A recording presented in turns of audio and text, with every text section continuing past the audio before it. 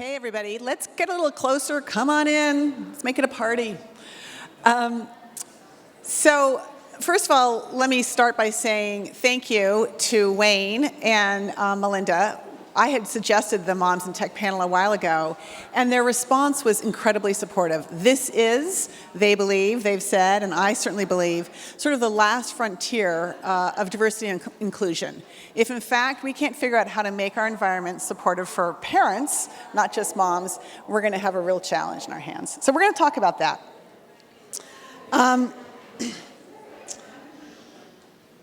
Let's start with, how many of you already are mothers in the back? Yeah, there you are. Hey, moms. Dads. Hi, dads. Dad. Dad? One dad? Really? Hey, there you are, back in there. Well, welcome. How many might in their lifetime want to become parents? There we go. So, look, the reality is 80% of Americans become parents. We've got 80 million millennials just about to launch onto this reality. And as we know, there are real challenges in the workplace. Today, we're going to be talking about some of those challenges and also talking about some of the solutions we can come up with to make it more inviting for parents and caregivers in the workplace. Okay, so we've got an amazing panel. I'm thrilled to have our panel here. Mackenzie is the executive director of the Clayman Institute for Gender and Research at Stanford University. Lori's got many amazing things to say, but what's also exciting is they're working closely in an affiliate corporate program with a number of high-tech companies in the area about trying to create unconscious bias training and actually focus on, or one of the things they're focusing on is caregiver bias.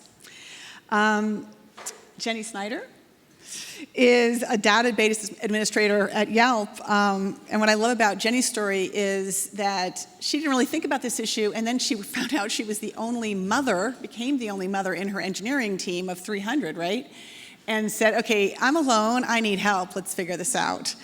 And did a lot of really great things, which we'll find out about. Umaimah Mendhro. I had the pleasure of meeting Umaimah when I profiled her for Troy Carter's Smashed, online Smashed. You go check it out. It's a very great profile. It was thrilling. She's an inspiration because she has really debunked every narrative about what can't happen for women. She's a mother of two and an entrepreneur of an incredibly successful startup. We'll talk about that. And then last, we have Tina Lee. Tina Lee is a passionate advocate for moms in tech, so passionate that she, in fact, started a nonprofit called MotherCoders, where she actually provides coding for mothers, focused on the needs of mothers. And so it's very exciting to see what she's doing. Lisen Stromberg, I'm an award-winning journalist. I write about women, the workplace, and life in Silicon Valley. And I'm about to launch kind of a new change. I'm very excited about this. A new organization focused on actually helping women in the workplace, helping companies figure out how they can overcome caregiver bias and provide programs that support women to re-enter if they've taken pauses or hopefully keep them from leaving in the first place. Because I like to say, talent is a terrible thing to waste, to paraphrase that quote. We're going to start with Lori.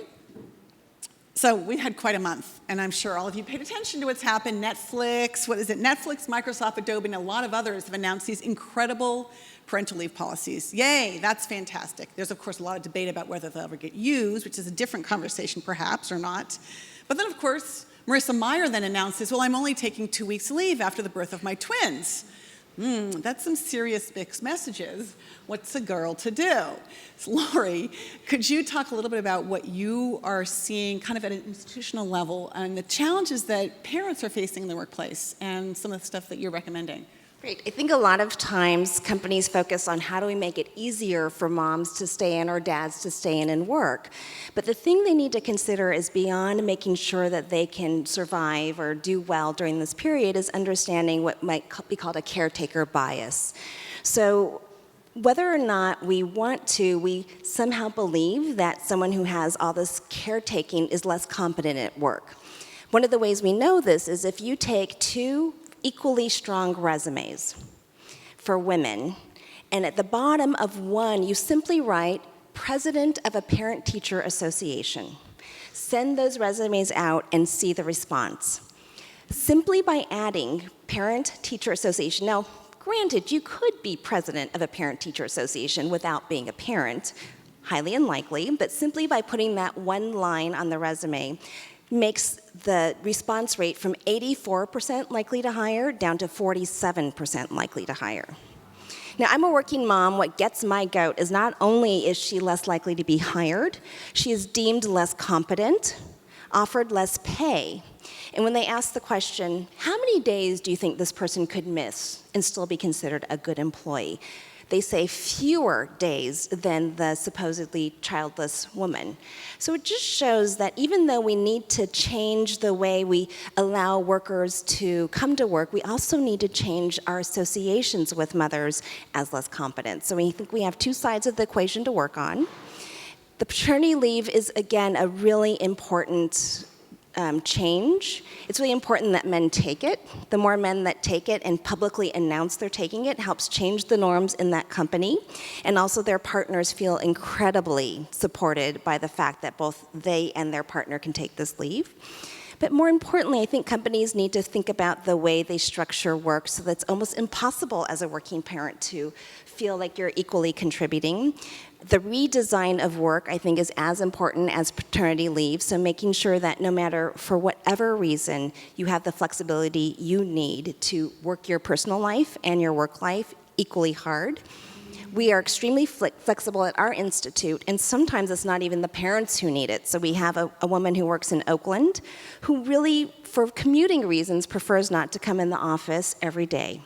So these changes that help working parents and help everyone overall can make a company more welcoming to people no matter what their personal lives require. You had talked about, when we had our pre-conference call, you talked about the flexibility stigma and the penalties that people pay. Could you talk a little bit about that? Sure. So they do these studies to say how competent do you deem an employee if they're not in the office every day. And employees who aren't seen are often deemed less competent than those that are around. It's called the flexibility stigma.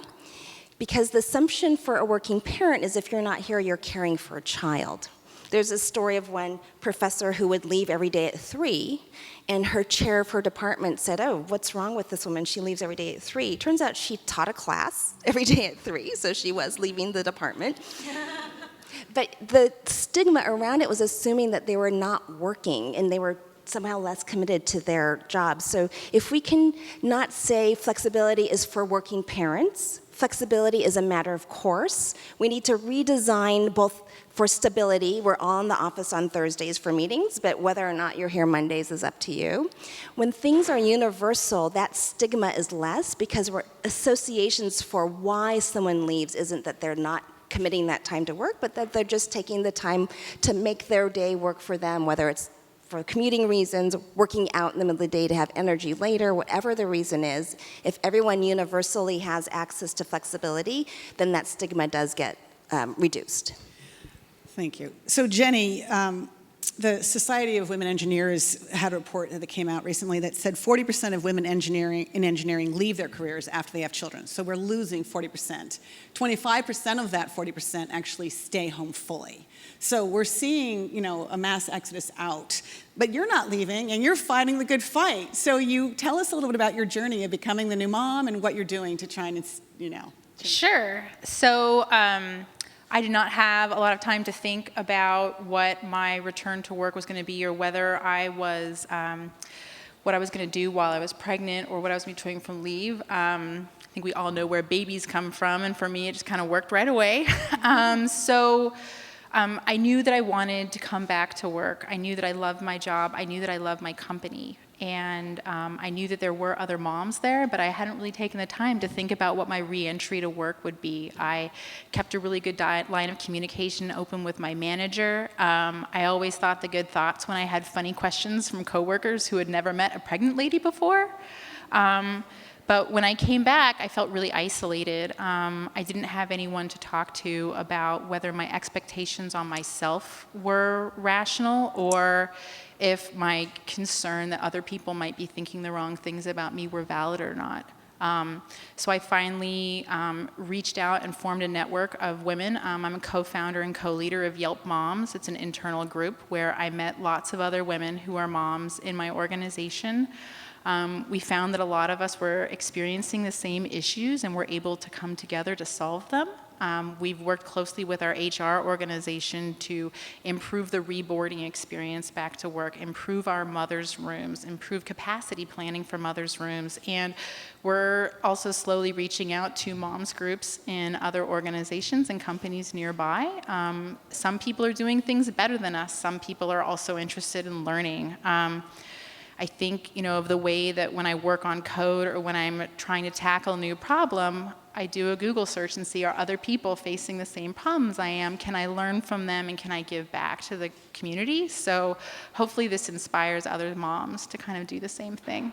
Well, you had talked about that you're eventually going to open source all the stuff that you've done so other companies can learn from this, right? Absolutely. So one of the things that I have found is, Google's really great for teaching me how to use dictionaries in Python and how to fix my database when it breaks, but it's not really great for me to find resources on how to build a good mother's room, what are great ways to have a conversation with your boss about lactation needs, or, just the fact that sometimes babies get sick and you have to go to the doctor's office.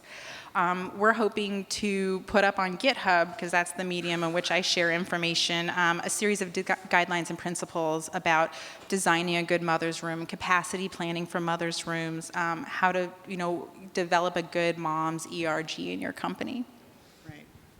So Tina, you got totally empowered by this whole issue and in fact saw a huge need about trying to deal with the pipeline and dealing with kind of re-entry and started MotherCoders. Could you tell everybody what MotherCoders is and why it needs its unique thing as opposed to being part of, say, HackRight or something else, which is also phenomenal? So MotherCoders is a nonprofit that I started shortly after my second daughter was born. So she was born in May. In September, I started it after I had this meltdown when I was trying to learn how to code. So I had learned before, but never used it enough to become fluent. So I was doing it, and this time online, which isn't the best way for me to learn, and I'm not alone in that. Research shows that that's a very hard way to go about things. So I had a meltdown, and I said, you know what? There must be other moms like me. And I knew that child care is a huge barrier. And I said, hey, what if we did this on a Saturday and we provided child care? So that way, moms who worked full-time can still come. Moms who maybe were not working but had partners who worked during the week, they could take over on Saturday. So we would get a good enough group to see if this is something that we could do for moms in the long run. So we tried it out and it was successful, and we ran another cohort. So far we've graduated 13 moms, and it's a tech orientation program. And we specifically designed it that way because if you've stepped out of the workforce, or if you're currently in a role where you're not touching the tech or learning tech and you want to get into it, you don't know where you want to go. There are so many pathways, and even deciding which language to learn and what role you want to play, all those things require some wayfinding. And what we do is we help moms decide if HackRight is the right resource for them, or should you go into something else, or should you learn on your own, or find a group that you could learn together with, or double down and go back to school, right? So what we do is we help moms do that by exposing them to some coding, lots of kind of industry landscape information that you would need to know to have enough context to make that decision.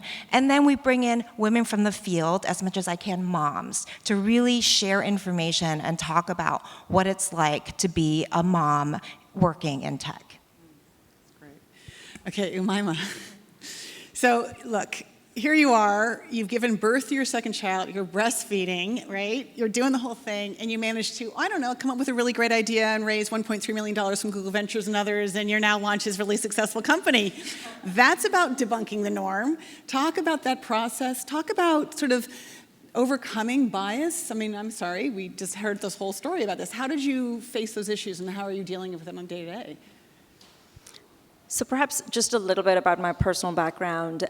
So I'm originally from a very small village in Pakistan, and my family's not educated. My father was the first person to go to a school. My aunts and uncles, cousins, did not have a school to go to. Nobody is literate. So I grew up with, pretty much nothing. When I was 2 years old, we had to leave the country, escape the country, grew up in exile, in the Middle East, came to the United States, had just, I would say, a couple of different sort of really burning passions and fire that, I had in me. And a lot of it was coming from, just really within and not without, not, from the outside. So I think there is a perspective, and I think a lot of entrepreneurs actually have that, which is a drive that really comes from the inside of you, and you basically just go out and do, whatever seems like the right thing to do, to yourself, and you're not really looking out a whole lot. So that's just one perspective that I feel like that I've had. I, came to the United States, went to undergrad, then went to Harvard Business School, built my career mostly in technology, but always had a passion for what I'm doing right now, which is my company VIDA, and I'll, share a little bit about that. But it was, I had my first child when I was at Microsoft, took a bit of a maternity leave, and always, again, sort of had that angst, got to do more, life is short. Had my second child, and we kind of felt like, okay, I had a daughter, this was a son, all right, so that means we're done, we have one of each. So it was sort of, and when you have a baby, so the, moms in this room, it's pretty much like you're living on an island, right, for like a couple of weeks. I mean, days, nights, you don't really know the difference. So it's the perfect moment in your life to just pause and think about, whether where your life is headed is where you want it to go. So it's an absolutely wonderful opportunity for, I think, moms, dads to just take that moment, and think about just life in general. Existential moment. You have a life in your hands, and what do you want to do? So I think it had a huge role to play with. Okay, now is the time. Let's just go and do it. And it actually wasn't. It's not the perfect time to start a company when you've just had a baby. But it all works out. I personally, so again, sort of perhaps given that perspective, I didn't think of challenges or issues as I was starting off. I really thought of what I needed to do, where I needed to get to. So I don't see it as I was hit with any challenges in terms of raising the money. I felt like all I had to do was really, make an amazing business case, because they're going to invest in the business case. They have to invest in me as a person, but they, that's my experience and my accomplishments that I've, achieved so far. And that's what really matters. But I've heard aspiring entrepreneurs be told that they should be hiding the fact that they're mothers. That's actually been told to me a couple of different times. But you did the opposite. You were like, yeah, this is all me. You're investing in me, so this is who I am. And so is that sort of a different strategy? How did that feel for you? And I guess it sounds like it might not even occurred to you to do something else. Yeah, it definitely, that's absolutely right, and I think, I see it possibly as the times that we're in right now. When you're building a company, you are giving your 1,000% in it, right? And it's you, it's your expression, it's your company, or if you have a co-founder, the few people that are building that company, it's your company. And I just cannot see how, you can build something that is an expression of you while you are not authentic, while you're not being your true self. And so, perhaps, you would attract the right kind of investors who are really seeing the opportunity, who really understand where you're coming from. I do think that, again, coming from a really humble background, I had built sort of, I had to work really hard to build that experience, to get into Harvard when I didn't go to school, to build a career, in technology. So you have to do that. You have to do all that. You have to show things, that you can do this. You can actually, build $1 billion business. There has to be something backing you up, right? But once you have that, I would say, absolutely be yourself. Don't think about, what the other person, the investor, what are their stereotypes? If they would assume that you can't work as hard as, a 20-year-old engineer, a male engineer, whatever their stereotype is, because there's always the first person who's going to break it, and might as well be you. Yes, that's awesome. And, here in Silicon Valley, we talk about it being competitive. You have to be all in all the time. And how the heck then, if you need to be all in all the time, back to that flexibility stigma issue, are you as a CEO setting, what are you doing to create an environment that allows that flexibility, that allows people to bring their authentic selves? You're setting culture and living culture. How do you do that? We have about 7 people. So our office is right here, just across you'll see the VIDA sign. Don't go inside, it's really messy. We have too much stuff going on right now. But we have about 7 people who work out of that place, and we have another 8 or so who are all over the country. We're a global company, so really briefly on VIDA, we're a global platform where we work with creatives, artists, and designers from all over the world, and we help them convert their art into products. We're starting with fashion and lifestyle. So this is, a designer in the Middle East, and the product is made, in a different part of the world. So we're global by nature, and the reason why we exist is because we see, the opportunity for global arbitrage. What an artist can do in a specific, community, they can do it best being there, and what a manufacturer can do. The same applies to my team.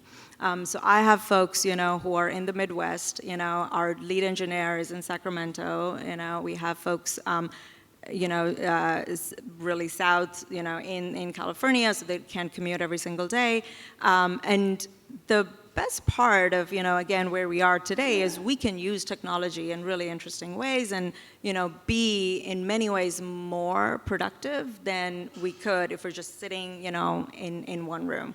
So, be it Slack or, just Skype and voice calls and, everything, use all the tools that are available today. And when you do that, everything is documented and you can go back and there's history. I mean, there's benefits of, actually using those tools. And at the end of the day, I'm trying to build a very, very successful company. And so results is what matters, right? And when I was at Microsoft and leading, a team, I think all of those things mattered. But when you're building the company from scratch, it just becomes really acute. At the end of the day, it's about the results. It's about building something, from scratch that is successful. And a lot of fluff does not matter anymore. And it feels a little bit like, fluff. It's like, no. At the end of the day, we're trying to build something. Can we do it? And do people have the best environment? Can they bring their best self to be able to do that? And that's what matters. Great. Laura, you have a really great story that you said I could share. So we know that we're seeing a lot of women leave en masse from engineering, which is sort of sad. We're also seeing a lot of highly educated women leave the workforce in general. And in fact, 23% was the latest thing from the US labor statistics. So that's a big deal. We're losing that talent. That's an issue.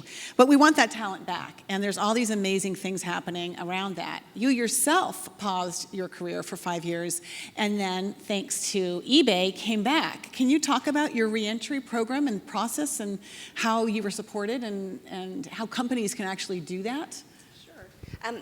Just before I start, I want to say that sometimes we lump all moms into this idea that they're leaving work, but there's also a racial factor to who is working. So, I know that our expectations are that Black and Latina women will continue to work, and that it's more the white, highly educated women who have this option to leave. So I don't want to say that my experience is universal, and to be really respectful of the fact that we have different expectations. Someone at Harvard did this study where she had people say, what Mother's Day gift would you give to this white mother, and what Mother's Day gift would you give to the Black mother?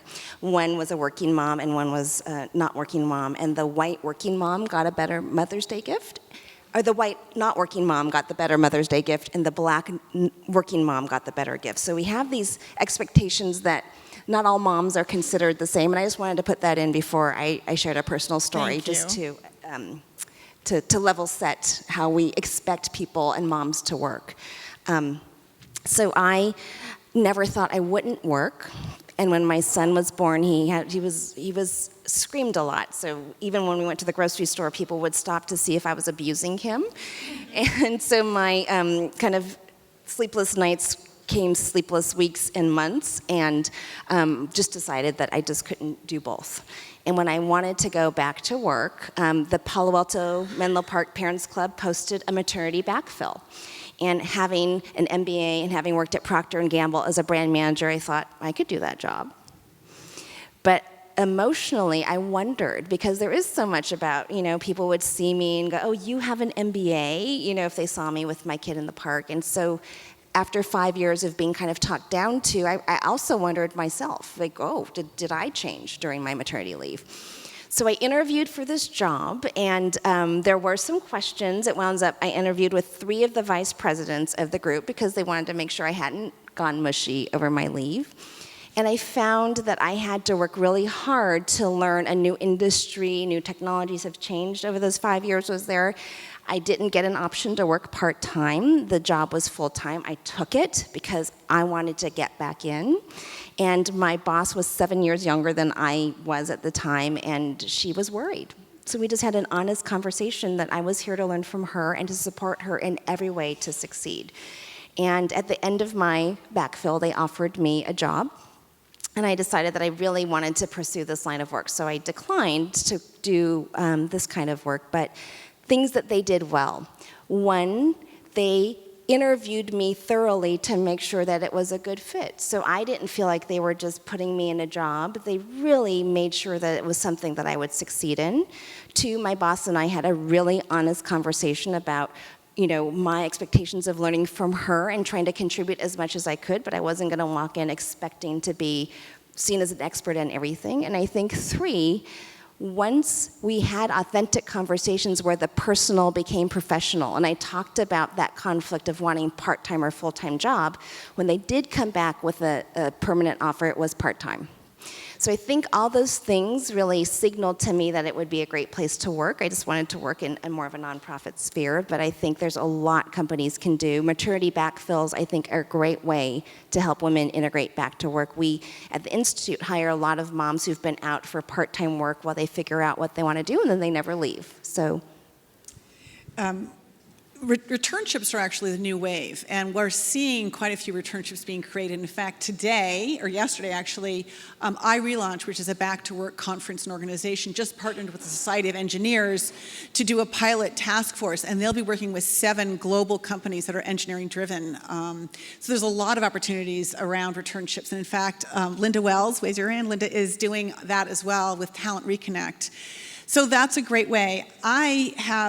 We have hours, we could be talking about this, but I think we have literally 5 more minutes. Is that correct, my minder? Yes. Oh, I got more time. All right, good. Then I actually would love to have each of you say, what can you individually as an individual do to support caregiving in your environment? And 2, what can a company do? And Tina, can you start? So at MotherCoders, what we're hoping companies will do is not only sponsor scholarships in our program, but also take on our moms as paid apprentices. And that paid part's really important. For mothers who are not working or even working, they may not have the funds to hire a caregiver to take over the caregiving that they're providing and work for you for free. So paid internships or apprenticeships are really, really a great way to help returning women get reacclimated to a working environment. Moms are motivated. Moms who are coming back into the workforce want to be there. They are motivated. They will learn to do the work. And you mentioned the idea of, competing against a 20-year-old whose entire life is work. Moms work smarter, not more hours. And if you have questions about a mom or hiring a mom, speak with them. If you don't know any moms and are interested in hiring them, reach out to other organizations and resource groups. We love networking and we love sharing information. So I would say if you're thinking of starting a company and you're a mom, just go and just do it. Don't let anything hold you back.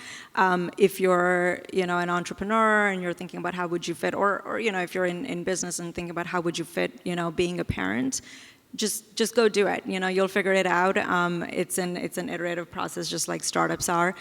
As a manager, like what you can do for others, I would say just really have that conversation with, people who are in your team or who are working with you and working for you. What are they passionate about? How can they bring their best self? And I think we're all sort of saying, whatever a mom needs, a dad needs too, and someone who's taking care of someone needs as well, and someone who has a passion in their life, needs as well. So in order for someone to really bring their best self into the job, they need to have that environment where they can do that. And I think, as managers and colleagues, we can enable that. I think making the personal professional. So often there's a very narrow band of personal things we can discuss. It might be sports, it might be, activities you do, but the more we share for men and women the wealth of things we do to balance personal and professional lives, the less we'll stigmatize those and make assumptions about how people are spending their time outside of work. So I really think it's make the personal professional, have us figure out how to make work for everyone, regardless of whether you're running a marathon or whether you're providing care. And what I personally do is I always make sure I find ways to help moms re-enter the workplace at my institute. I've brought lots of women back to work and give them the confidence they need to go find whatever job they're looking for. So I make that part of my personal mission. I guess what I'd like to say last is that this is not just a mom's issue. This is a workplace issue. And I think that we're seeing so many amazing research telling us that millennial men want the same opportunities that millennial women have in terms of being able to bring their authentic selves, be caregivers, have the flexibility to, attend the various things that their children are doing and that kind of stuff. So this is a moms in tech panel, and we just called it that, but frankly, I think this is a parents in tech panel, and that goes beyond the needs of parents. So that's sort of where I would leave it at. We'd love to open it up to questions, and I have one question that we had. Beth, you want to talk? One question about you had asked me offline, the question about recruiters and how do we get beyond the recruiters if you're a mom, the PTA thing. And other questions too, but I thought we'd start there because you had a great one. Here, do you need a, there you go. Well, thank you for speaking. I've been talking to Lisen about this. It's such an important topic, and thank you for your inspiration. So I think one topic that I've been talking to a lot of other moms, a big problem they're having, these moms with amazing resumes. They've taken a couple of years off, but they're trying to get back in. And through all the big companies, you have to go through the online system to put your resume in. And we all can't make it, even if we're recommended, highly recommended, we can't make it through that resume system. So you have any tips to kind of be able to get through to the jobs? So just to reinforce what you're saying, Beth, so I spoke to a woman who has an extensive engineering degree. She was a project engineer for many, many years. She paused her career for 4 years and has been trying to get back in. And she keeps being interviewed by these are her words, not mine, these young recruiters who are looking at her and can't really figure out how to place her. And I think that's that how do you get beyond the front door? And what would you say about that? I think part of it is that, from the very get-go, getting moms to apply to jobs for which they are qualified. We learned one career. Things really don't change that much in 2 years, whether it's Python or Go or some fancy pants new language. I know that we're starting to write our resumes slightly differently to make sure that they're not excluding people who maybe find they're not a perfect match and encouraging them to apply anyway. But as far as recruiters, I'm not sure. I might say if you're here and you'd consider startups, let them know that you can work freelance, and this is sort of number of hours that you can do. It's a huge benefit for startups, to be able to, work with, let's say, 10 people who may have deep expertise in a specific area rather than hire one person who would actually be twice as costly. So that works really well, for us as a company. Small companies would probably just be able to directly contact, the people at the company. So I think there might actually be an opportunity more so with the startups, because I think you would be filling a very specific need. I didn't go through an online system, but I sent an email, and they said it was my cover letter, which was 2 or 3 lines, that got me the interview. So I used humor. I said, I've taken some time off to have kids, and now my dad is ready to take on the role of full-time babysitter. I'd love to be considered for this job. And they said it was just, they wanted someone that they thought could trust to get through whatever it was. So they said humor got me the interview. Can I add, so when you become a parent, when you become a mom, you don't have time to go to networking events, and right?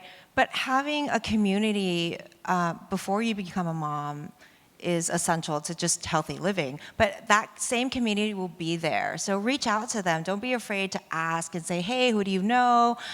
Because these systems, they're designed to screen out, right? Like you think about a funnel, they're like, oh, we put up the screen because we don't want to talk to a bajillion people.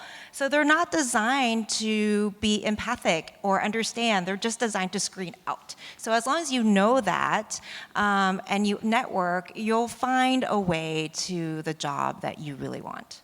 Great. Anyone else? Hi, my name's Kimberly Moore, and I'm the founder of the Mom Valet. And a part of our strategy is to hire moms part-time, specifically those who have tech and marketing backgrounds. And my struggle is finding where they are. Can I introduce you to Linda? She's doing a talent reconnect. She can help you find somebody. There are actually a number of, that's a really good question. There's a number of organizations that out there are helping moms who want part-time work. Talent Reconnect is one of them. There's another called Maybrooks. Those are local. In your local area, there are some. Are you local here? No, I'm in Washington, D.C. Okay, but you know what? Let's talk afterwards. I can help introduce you to some places. Of the company, the Mom Valet. Awesome. The other thing I would say is parent club lists. So the parent clubs list in our neighborhood is often where we'll send these flexible part-time jobs. We have a whole network of moms at my company, and we just say, okay, who's on what list? Go send this out there. And so parent club lists are often ways to find those great moms. Thank you. It's a great suggestion. Other question? Yeah? Is it on? Okay. I have almost no voice today, sorry. Thank you. I was just thinking that when I was first going away from work because I was a mom of one and wanted to be a mom of two and then coming back 10 years ago, there was nothing like this. So exactly. Thank you. And second thing, the women who helped me get back were other moms. So as moms who have gotten back in, I feel like we have an obligation to consider seriously mom candidates, and I try really hard to do that. Last thing, the reason I left my job that I'd had for 9 years and was just being considered for promotion, was because they wouldn't let me go part-time. And I'm wondering if the industry has changed at all in terms of letting professional level technical women work part-time. And men. And men, people, yes. Yeah. Yeah. Yeah. Hi, thank you for your time. This is now a huge thing in Silicon Valley. Companies paying women to freeze their eggs because when you get older, your fertility decreases. So it seems like there's a double-edged sword here. Because one thing is really cool that women can focus on their work and their career and they can put off being pregnant, but at the same time they're pressuring women to hold their pregnancies and continue working. And so I'm wondering about that. And for companies that offer to do that, is there support for women? So they're not just being pressured to continue working? It's a really important question, and I'm sure, Laura, you have some thoughts on this. It's the double standard. It's the whole idea that Melissa Meyer is saying, yeah, I'm only going to take 2 weeks, and yet, the next company, or even Yahoo, is offering 4 months of parental leave. How do you navigate all of that?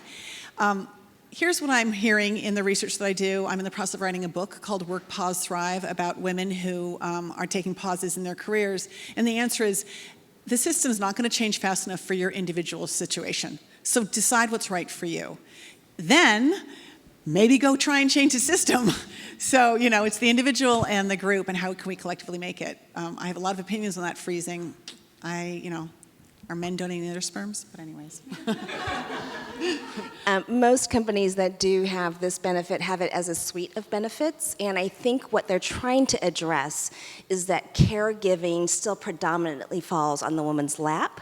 One of the Stanford researchers interviewed 25 to 35-year-old men and women before they had kids, and already the young women were wondering how they're going to make work work when someday they were going to get married and have kids. So I think what they're trying to do is just have women feel like there are options for them. Whether or not they take that particular option, I think, is really a personal choice, and it's one of many choices, including many companies are providing a range of services. But I think what we could do is really create situations where women don't feel like they're the only ones with this. It's a national responsibility to raise our children well, and that they find a way to work and have a personal life. So Mark Zuckerberg, take that parental leave.